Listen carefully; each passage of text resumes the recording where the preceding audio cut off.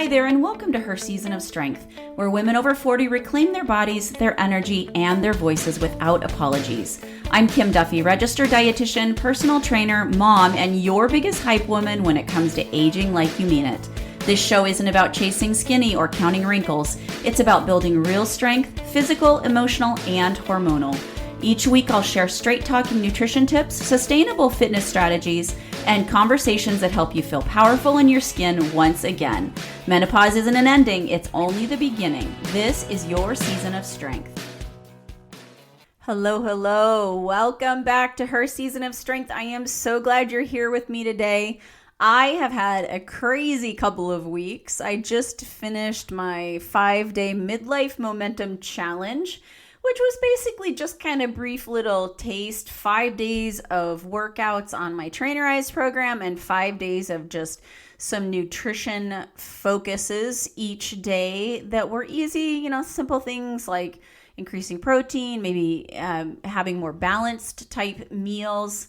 And I had almost 130 women, actually I had over 130 women who signed up for it. So it was awesome. I really love getting to know new women, and I love to show women in the same season of life that I am just how easy these changes can be and how it doesn't have to undo, you don't have to undo everything that you were doing before in order to see results and to see progress. Even just small changes here and there, that all you have to do is just be consistent and get those repetitions in, and the next thing you know, they become habits and they become much easier to do. So today I want to talk about something that has such a huge impact on how you feel every single day, but is often overlooked, and that's your gut health, and more specifically, how it affects your mental health.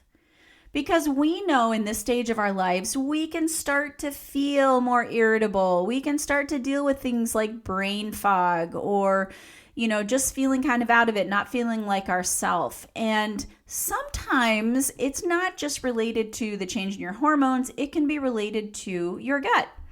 Okay, so in sciencey terms, your gut and your brain are in constant communication through something called the gut-brain axis. So think of it like this two-way highway. When traffic is flowing, everything feels nice and smooth. We have energy, we have focus, and we have a steady mood. But when there's a traffic jam, things get blocked up. We can feel it everywhere. So here's the wild part. About 90% of your serotonin, that's that feel-good hormone, is produced in the gut. That means your gut's like your body's mood factory. And inside of your gut lives lots and lots of bacteria, both good and bad. I know that's kind of scary, but together they're called the microbiome. So when these good bacteria are thriving, they're going to help us to digest our food and absorb nutrients. They'll help us to produce vitamins and neurotransmitters that boost our mood. They're going to support our immune system, and they're going to help to decrease that overall body inflammation, which can make our joints hurt more, which can cause increased risk of diseases like cardiovascular disease or cancers or diabetes. So your gut is super important. So when the balance tips between the good and the bad bacteria, if we have too many of those bad ones and not enough of those good ones, we can feel it in our body and in our brain. So that's when we're going to see things like gas and bloating. We're going to see brain fog. We're going to see increased fatigue, low energy levels, and our mood swings can even show up.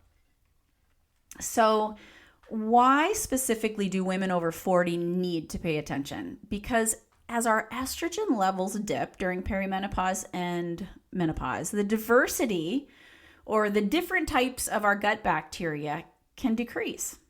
And we know that when we have less variety and diversity of those bacteria in our guts, we're going to see more issues, and things are not going to work as smoothly as they should when it comes to digestion and our moods. Then when we add in stress, those busy schedules, we're not getting enough sleep, we're eating maybe more junk food, processed foods, maybe we're eating out more often, it's a recipe for imbalance.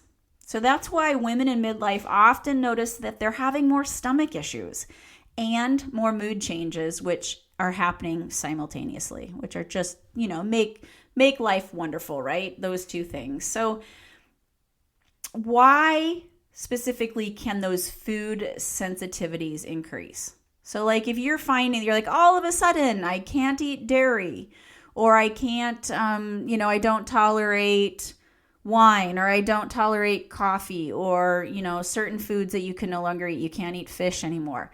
It's that when our gut lining gets irritated or inflamed, it can become sometimes what they call leaky. Means that tiny food particles that should stay inside our digestive tract and actually be excreted can slip through and go into the bloodstream. So what happens is our immune systems then go, hey, wait a minute, this isn't supposed to be happening. And it reacts to those little tiny food particles like they're invaders, right? Creating symptoms like bloating, fatigue, joint pain, and even skin issues.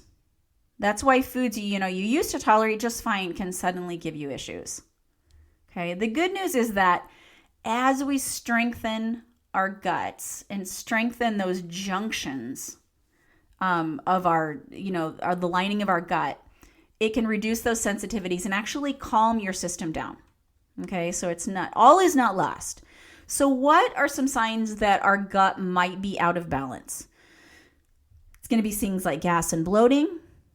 I mean, some of that can be normal, but if it's to a degree where like every time you eat something, you get bloated.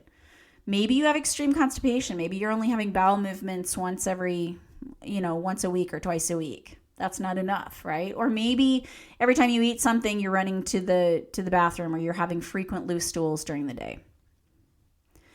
Other signs would be that, those food sensitivities keep increasing. You're keeping on seeing more and more foods that you're just not tolerating. If you're feeling tired all the time, or just having severe brain fog, and also those mood swings, irritability, and low motivation or productivity. These can all kind of be signs that your gut might be out of balance, right? Among other things. I'm not saying that this is the only thing that might cause some of these symptoms, but what I'm saying is that in menopause, we know that our mental health can take a hit, right? And we want to make sure we're doing everything that we can naturally to try to heal that. At least it's like, at least if we do those things first, then we can look outside of the box and be like, you know what, none of these things are working. So maybe I need to, to think about therapy, think about medication, think about other things when it comes to our mental health. So what are some ways that we can improve our gut and mental health? First one's fiber. I know you're like, oh, dietitians, they're just always talking about fiber. Fiber is like the number one key element to help to heal that gut. All right. And fiber comes from plant foods. You're not going to get it from your meats or your eggs or your dairy products. You're going to get it from your fruits, your veggies, your beans and legumes, your whole grains, and other plant foods. You're going to get it also from like nuts and seeds. These high fiber diet is going to feed the good bacteria. Okay. I usually recommend at least 25 grams of fiber per day. Okay, just to give you an idea, if you're someone who thinks that maybe they're taking in 5 grams now, I would not do that jump from 5 to 25 because you might be in pain. Your stomach might get really angry for a little bit. I'd say take a nice slow approach at increasing that fiber in. Next is fermented foods. You know why? Because they add in those healthy bacteria or probiotics. You're going to get that from your fermented dairy products, things like Greek yogurt, cottage cheese, kefir. You're going to get it from fermented veggies like sauerkraut or kimchi. You're going to get it from fermented soy products like tempeh and natto. You can get it from drinks like kombucha. Just want to make sure it doesn't have a lot of sugar in it. And those are all good sources of those healthy bacteria. Next is balancing your meals. So focusing on kind of regulating those blood sugars, avoiding those blood sugar spikes and drops. And I know that in other episodes I have talked about that a lot, so I won't go too deep into that. But, balancing your meals just means that, you always start with that protein. nice protein source, those healthy fats, and then those good quality carbohydrates that have a lot of fiber in them. Okay, and a portion control. That's going to help to maintain that nice steady blood sugar, because the gut doesn't like those, the roller coaster of the highs and lows and the spikes and the falls. The next thing is hydration. And when I talk about hydration, I'm talking about typically non-sugar sweetened, non-caffeinated beverages, right? Trying to get in, I'd say at least 64 ounces, if not closer to 100 ounces of those fluids a day, just because that's going to help to keep everything moving through your GI tract. We don't want anything sitting in one spot for long, right? It's, we're meant to, it's going to move through that small intestine where our body is going to take what it needs from that food that we've consumed, and it's going to get absorbed through that lining and go into our body. And then what we do not need to use is going to go to the colon. The colon's going to pull out fluid, right? And then what we don't need, we're going to evacuate. Okay, so that hydration is just super important to help keep everything moving through. Not to mention, we know it's going to affect how we feel as far as our energy levels and, brain fog and that good stuff. Next, stress management. I know you're like, stress. We know, how does that help my gut? Well, we know that moving into the parasympathetic nervous system, using things like meditation, walking, deep breathing, getting outside and feeling that sunshine, doing things that help to manage your stress and help you to chill. That is very important, right? For our overall body health and our gut health, because our gut literally feels our stress. And then lastly, sleep. Sleep is so important because our gut repairs itself at night. So we need to try to get in those 7 to 9 hours of quality sleep as we can. Now, granted, during menopause, we know that it can be more challenging to get quality sleep, when you're waking up at 3 a.m. every night, just wide awake.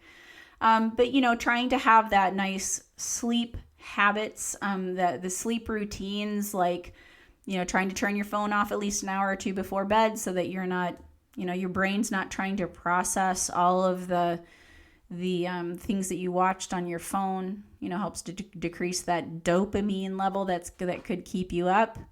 Taking a nice warm bath, maybe having a cup of chamomile tea. You can even do meditation or, stretch, just finding those ways to kind of relax so that your body can just go easily into sleep. I do just want to touch real quick on probiotic supplements. They are so popular right now, and they are absolutely everywhere. And people are always asking me, should I be taking a probiotic supplement? And that is such an individual, it's something that I need to ask lots of questions about. If you are someone who is having a lot of gut issues, if you are someone who does not consume any of those fermented type foods that I listed, maybe you can't tolerate dairy, maybe you dislike fermented vegetables, maybe, you really don't like, you don't eat any soy, fermented soy or whatever. But more importantly, that you're having specific issues. So probiotics are supplements with live bacteria that are supposed to help balance our microbiome, right? To replenish those good bacteria. But here's the catch. Not all probiotics are created equal. Different strains of bacteria are going to do different things. Some are going to help with digestions, others are going to help with mood, some with immunity. A one-size-fits-all capsule may not solve everything. Quality matters, so look for brands that are third-party tested, that they list the strains of bacteria and the number of live organisms and have good storage guidelines. So are you supposed to keep them in the refrigerator? Are you supposed to keep them in kind of a dark place? When are you supposed to take them? And remember that, food first is always best. Trying to consume those fermented foods that provide probiotics naturally, because truly you are going to digest and absorb things so much better when they're in that food form versus when we strain everything out and we make it, a supplement all by itself. Because foods come packaged with other nutrients that your body needs to kind of absorb everything together. So think of supplements as kind of that backup, not the first line of defense, okay? And they're a very individual recommendations, right? It's not something I'm like, everybody should be taking this probiotic supplement, right? So I have one little challenge for you for this week, and that is I want you to pick one gut-friendly food and I want you to add it in. Okay, so maybe you're like, oh, I don't normally eat beans, but I'm going to try some beans. Maybe you add in one serving, like, a third or a half of a cup, you add it to a salad or you add it to your dinner meal.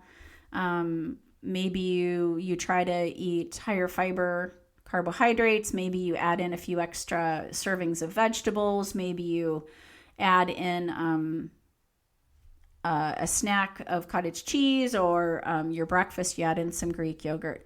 Then I want you to actually think about how you feel. Do you notice a difference, with increasing your fiber intake or adding in that probiotic type food? Not just in your digestion, but think about, your energy, your mood, or your clarity. Just think about that. Do you notice any difference? And wrapping it up, just remember that, your gut and your brain are in constant conversation. A healthy gut can mean that better mood, it can mean more energy, and it can mean less brain fog. So just remember, small, consistent changes, it doesn't have to be perfect, these are what makes the difference. So I'd love to know what gut-friendly food you're going to try this week. So send me a message, let me know. And if you found this episode helpful, please, please, please share it with a friend or rate and review the podcast so that more women can find it. Because this is about progress over perfection. We're in this for the long haul, and this is your season of strength. Have a fantastic day.